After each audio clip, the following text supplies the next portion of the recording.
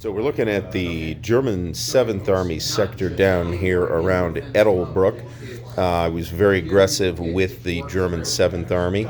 We managed to pocket a big chunk of U.S. 4th Infantry Division. And what combat command was that, Troy? Third Corps. Third U.S. Armor Division? Fourth Infantry and Ninth Armored attached, yeah. Okay, so which was attached to 4th Infantry. We started pressing on that pocket with the Führer Light Brigade that came in down here, which performed very well. We also rushed in the 150th Panzer Brigade down here along whatever river this is to sew that pocket up. They got ground into hamburger by the U.S. 4th Infantry once they showed up. There's literally like one step of that formation left in the game. Up here in Bastogne, what do you got? 2 full divisions up here? Division and a half? 101st and what else? Another armored division. 10th armored too. 20. Oh, so there's 2 divisions and a combat command in Bastogne. And that's 12th Corps, I believe. Yeah, so we were not going to crack that. As you can see, they're very dug in. We kind of contained it to some extent, but there was no way we were going to dig them out of Bastogne in the available time that either we had playing this game or the Germans had to actually get the mission accomplished. All right, well, north of the 7th Army, we had 47th Panzer Corps coming across the Our back here and heading generally towards Bastogne, but the Americans beat the Germans to Bastogne with 101st Airborne. The CCR and I think CCB of 9th Armored ended up here as well, supported by CCB of 10th Armored and then most of the 10th Armored Division for a while. So Lair was able to come down through Houffalize here, but you can see this line of entrenchments extending out to the west-northwest of Bastogne, and they spent several days just pounding their head fruitlessly against this line. The Americans have a tremendous amount of artillery down here. Holy God, do they. And it would be move up, get shelled to death by the American artillery. Most of the time you would end up just retreating. Maybe you got some artillery return in return. The attacks didn't help that the attack rolls weren't the greatest, but still it's a real tough line to crack here, and they never could punch through past this main highway. So they got stuck there. 3rd Panzer Grenadier came up behind it. Initially, the plan was to shield and allow Lair to drive on, but Lair really couldn't really get going. And you got the 560th over here starting to dig in to contain the Americans. Now, further west, we had more success a little bit to the north, rebuilding the bridge here at La Roche and Hotton, which we'll talk in a minute. But 2nd Panzer Division was able, once you get west of the Ourthe River in this game, the terrain opens up, you get some better roads, and 2nd Panzer was coming along to the south of 116th. And you can see the Americans, they had a couple of infantry divisions starting to show up from the southwest here. So 2nd Panzer was, again, driving westward, trying to shield the southern flank of 116th. The 116th was able to drive through Hotton and come out west here. They actually did make it to the Meuse here at Givet, but you can see the Allied troops out here were able to entrench.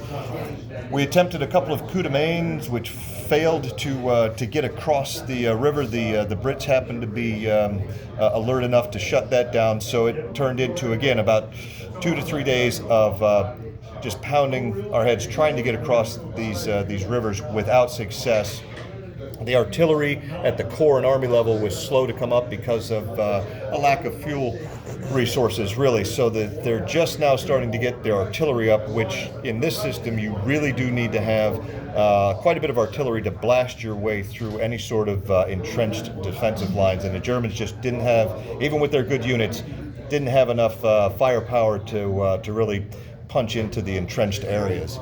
As we move around to the 6th SS Panzer Army sector, you can see a lot of black units here. This is 1st SS Panzer and 9th SS Panzer divisions.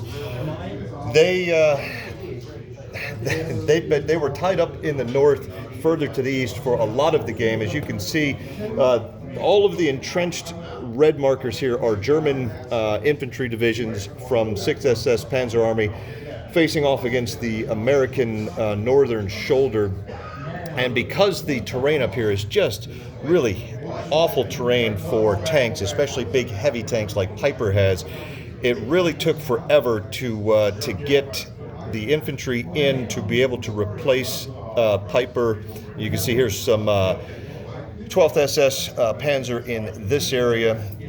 The plan was to eventually pull them out if we could find some more infantry replacements here, but having relieved Piper and pulled him out, we attached him briefly to the 9th SS, which is why Piper is kind of up here with 9th SS. 9th SS came on, and 2nd SS to a degree, although 2nd SS ended up filling in here along the line.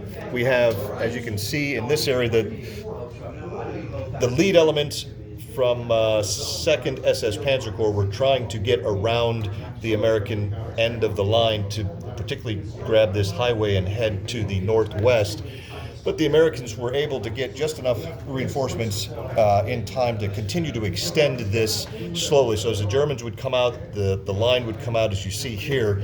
Now we've reached a situation where on the 24th of December, the Americans have managed to bring 2nd Armored Division here, these yellow units here, into position, and they've got a bridge repaired here and a bridge here. So this is the end of the 23rd. On the 24th, the Americans are most likely going to launch 2nd Armored Division straight down this way, looking to cut the German supply lines, which are crossing a bridge here at Hutton and here at La Roche. That's the supply lines for the 2nd 116th and the 2 SS Panzer divisions that are west of the Ourthe River right now. So the next couple of days would have put the Germans in the west in a much more difficult situation than they have now. So that's kind of, and again, coming back here, fairly static front, mostly just infantry, both sides staring at each other outside their pillboxes, waiting for the other guy to make the first move so they can unleash their artillery on them. So a dash to the Meuse, but not over. Dash to the Meuse. I mean, so strategically, I'd say that we're in a very similar situation to the historical situation, where the Germans make a huge push, but it peters out, and the Americans then begin to reduce the bulge, as it were. And I don't think that what we have here is hugely different from that, but it may have taken the Americans a little more time to sort this situation out than it did historically. And of course, I'm not super confident, even with a couple more days, for us to be able to force this Meuse crossing either. So not with what's on the other side of the river. No, yeah, there's just not enough with 116th here, because the 30 Corps has 53rd Infantry, 43rd Infantry. They've got the Guards Armored further to the north, but they're getting 2 more divisions in 30 Corps here over the next couple of days. So, and with the threat, once the American counterattack develops further back here, 116th and 2nd have no choice but to run back. Otherwise, they're in serious danger of getting cut off.